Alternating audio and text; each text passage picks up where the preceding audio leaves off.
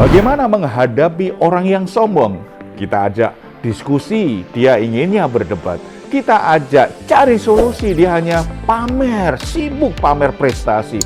Kita ajak berserah kepada Tuhan, dia merasa itu tanda kelemahan yang tidak pantas dilakukan oleh orang yang sepintar dia, yang sekuat dia, yang sehebat seperti dirinya. Orang sombong merupakan tipe orang sulit yang menyusahkan begitu banyak orang.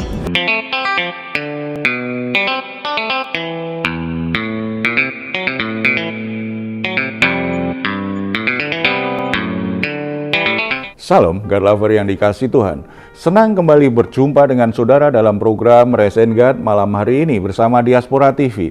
Setelah melewati berbagai kesibukan, berbagai aktivitas, mungkin ada situasi tertentu yang membuat saudara menjadi berbeban berat, letih lesu, pikiran saudara tertekan. Apapun situasi yang sedang saudara hadapi, jangan pernah menyerah, sebab Tuhan mengundang kita setiap hari untuk boleh mengalami kelegaan. Ini yang dikatakan Tuhan Yesus. Marilah kepadaku semua yang letih lesu dan berbeban berat, aku akan memberi kelegaan kepadamu. Puji Tuhan, mari kita hampiri Tuhan, kita responi dengan iman kita, undangan Tuhan ini. Kita bersatu di dalam doa. Bapa di surga, kami ucap syukur karena anugerah-Mu begitu luar biasa di dalam Yesus Kristus. Tuhan mengundang kami setiap hari untuk mengalami kelegaan. Saat ini kami datang kepadamu membawa semua pergumulan, beban berat kami, karena kami sangat percaya di dalam Engkau. Kelegaan itu sesuatu yang nyata akan kami terima. Ada kekuatan hati, ada ketenangan untuk menghadapi masalah. Bahkan kami sangat yakin kuasa-Mu akan menolong kami untuk mengatasi masalah-masalah yang menimpa kehidupan kami. Kami siap mendengar firman-Mu Bapa, dalam nama Tuhan Yesus. Amin. Bagaimana menghadapi orang yang sombong? Kita ajak diskusi, dia inginnya berdebat. Kita ajak cari solusi, dia hanya pamer, sibuk pamer prestasi. Kita ajak berserah kepada Tuhan, dia merasa itu tanda kelemahan yang tidak pantas dilakukan oleh orang yang sepintar dia, yang sekuat dia, yang sehebat seperti dirinya. Orang sombong merupakan tipe orang sulit yang menyusahkan begitu banyak orang. Kita akan mempelajari 2 Raja-Raja pasal 19 ayat 20 sampai 28. Perikop ini memberikan kepada kita cara yang tepat secara rohani untuk mengatasi kesombongan yang mungkin mulai tumbuh di hati kita, atau menghadapi orang-orang yang sombong dengan cara berdoa, datang kepada Dia. Doa tidak pernah sia-sia karena Tuhan akan meresponinya sesuai dengan caranya. Tuhan menjawab permohonan doa Hizkia melalui Nabi Yesaya. Kalau kita baca di perikop ini, Tuhan mengabulkan permohonannya untuk membebaskan Yerusalem dari kepungan Sanherib Raja Asyur. Nabi Yesaya menyampaikan jawaban Tuhan tersebut dalam rangkaian puisi yang indah, tetapi juga penuh dengan nubuatan penghakiman yang mengkoreksi, yang menyatakan secara tajam kesalahan orang-orang yang sombong, orang-orang yang dipenuhi dengan keangkuhan, kesombongan di hatinya. Inilah beberapa ciri gejala kesombongan yang harus kita waspadai. Jangan sampai gejala ini ada dalam diri kita dan akhirnya benar-benar membuat hati kita menjadi sombong. Yang pertama, orang sombong itu suka menghina Tuhan.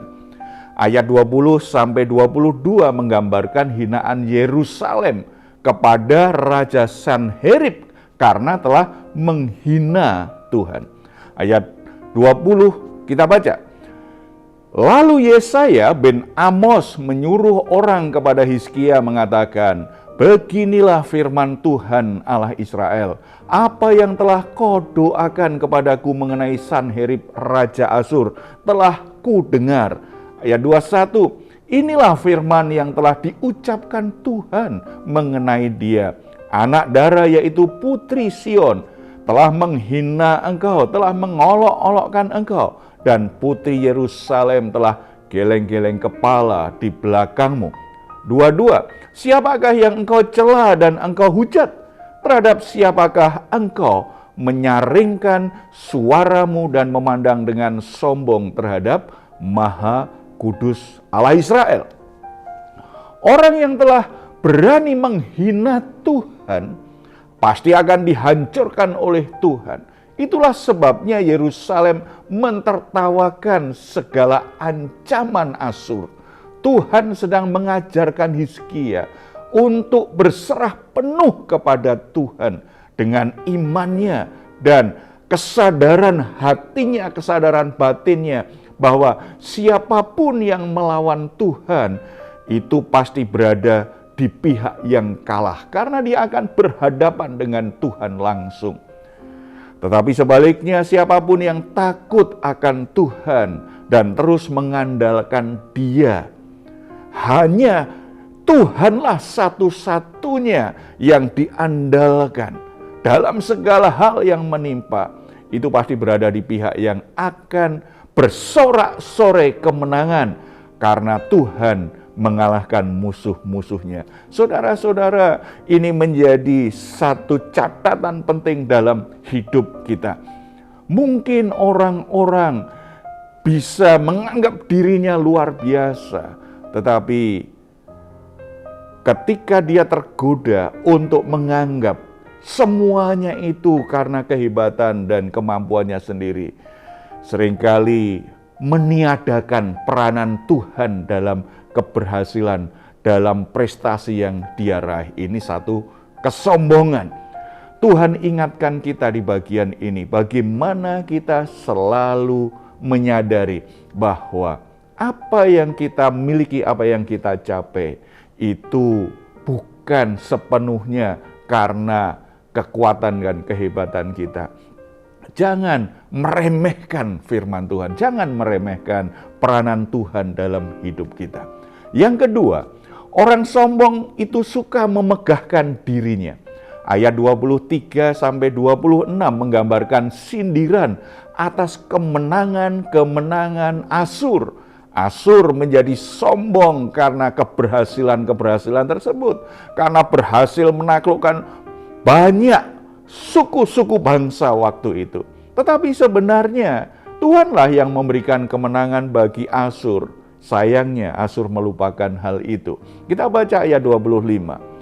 Bukankah telah kau dengar bahwa aku telah menentukannya dari jauh hari dan telah merancangnya pada zaman purbakala.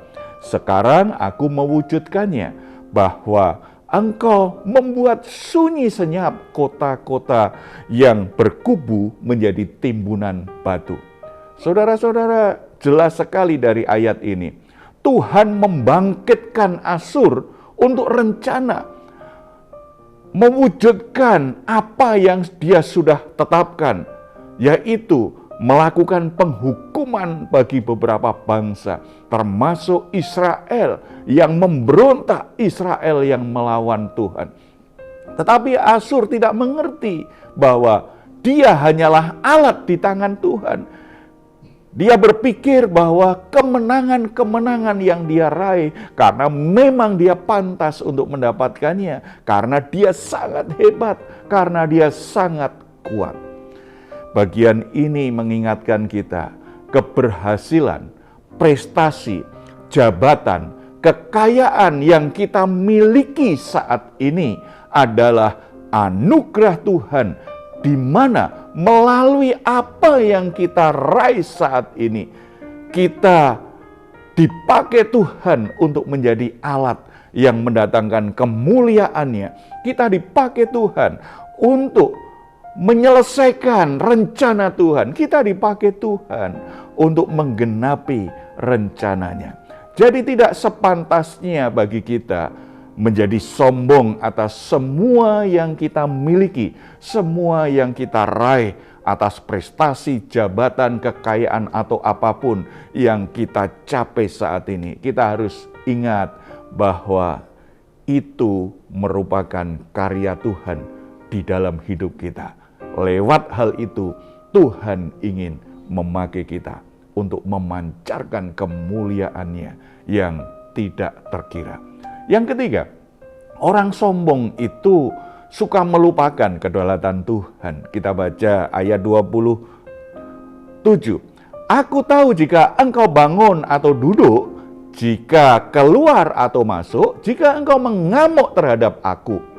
28. Oleh karena engkau telah mengamuk terhadap aku, dan kata-kata keangkuhanmu telah naik sampai ke telingaku, maka aku akan menaruh kelikirku pada hidungmu dan kekangku pada bibirmu.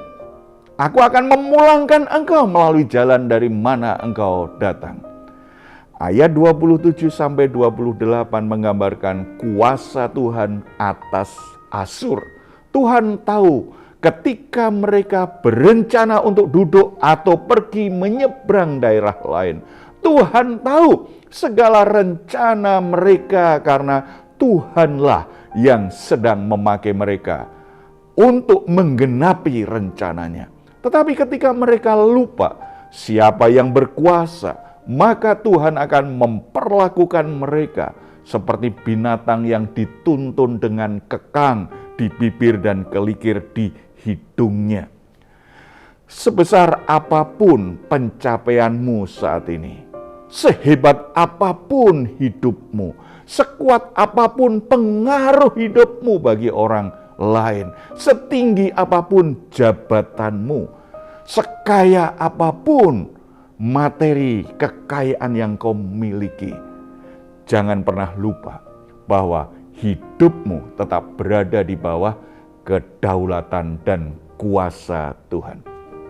Mari kita refleksikan kebenaran firman Tuhan ini dalam hidup kita secara pribadi. Mari kita bertanya pada diri kita, apakah selama ini saudara suka mengabaikan firman Tuhan? Bahkan menyangkalnya karena merasa lebih tahu mana yang benar dibandingkan firman Tuhan yang saudara baca atau saudara ketahui. Apakah saudara memiliki kebiasaan memegahkan diri atas kekayaan, prestasi, jabatan, popularitas yang saudara miliki? Lupa bahwa semua itu merupakan anugerah Tuhan yang harus dikelola untuk memuliakan Tuhan yang sudah mempercayakannya kepada kita, bukan untuk diri sendiri saja. Apapun yang kita miliki dan capai saat ini, mari kita tetap tundukkan diri kepada Tuhan. Mari kita bersatu di dalam doa.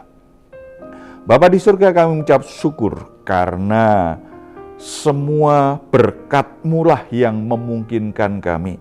Semua anugerah-Mu lah yang menjadikan kami bisa mencapai prestasi yang baik dalam pekerjaan.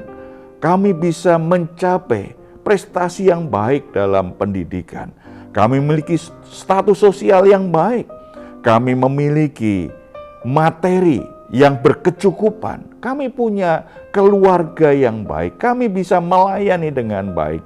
Segala sesuatu yang kami capai, biarlah itu tidak membuat kami menjadi sombong dan lupa diri bahwa itu kepercayaan Tuhan yang Tuhan inginkan supaya kami bisa melayani orang lain, bisa memuliakan Tuhan. Kami menjadi alat di mana nama Tuhan, kasih Tuhan, kebenaran Tuhan boleh dinyatakan melalui pencapaian-pencapaian hidup kami. Tuhan, tilik hati kami kalau ada kesombongan di hati kami. Kami mohon kiranya Roh Kudus menjamah kebenaran firman Tuhan hari ini, kiranya memerdekakan, memperbaharui hati kami, dan kami kembali rendah hati di hadapan Tuhan, dan kami menjadi pribadi-pribadi yang tahu berterima kasih, mempertanggungjawabkan segala sesuatunya bagi kemuliaan nama Tuhan. Berkati setiap saudara-saudara yang sudah bergabung dengan Raise and Guide saat ini. Jabatan mereka, status sosial mereka, apa yang mereka miliki, kiranya Tuhan berikan mereka hikmat untuk bisa mengelolanya dengan baik dan memakainya untuk hal-hal yang baik, memuliakan Tuhan dan menjadi berkat bagi banyak orang. Dalam nama Tuhan Yesus. Amin. Jika saat ini saudara atau keluarga sedang mengalami pergumulan dan membutuhkan doa, di layar saudara ada nomor telepon yang bisa saudara hubungi. Tim doa kami akan mendukung saudara di dalam doa. Silahkan jika saudara ingin memberikan komentar, tuliskan komentar saudara di ruang komentar di channel Diaspora TV. Baik saudara, sebelum berpisah mari kita memperkatakan bersama-sama Mazmur 4 ayat 8 sampai 9. Engkau telah memberikan sukacita kepadaku lebih banyak daripada mereka ketika mereka kelimpahan gandum dan anggur. Dengan tentram aku mau membaringkan diri lalu segera tidur, sebab hanya Engkaulah ya Tuhan yang membiarkan aku diam dengan aman. Puji Tuhan, selamat beristirahat. Doa saya untuk saudara semua, malam hari ini saudara sungguh-sungguh boleh mengalami rest and God. Tuhan Yesus memberkati kita semuanya. Salam.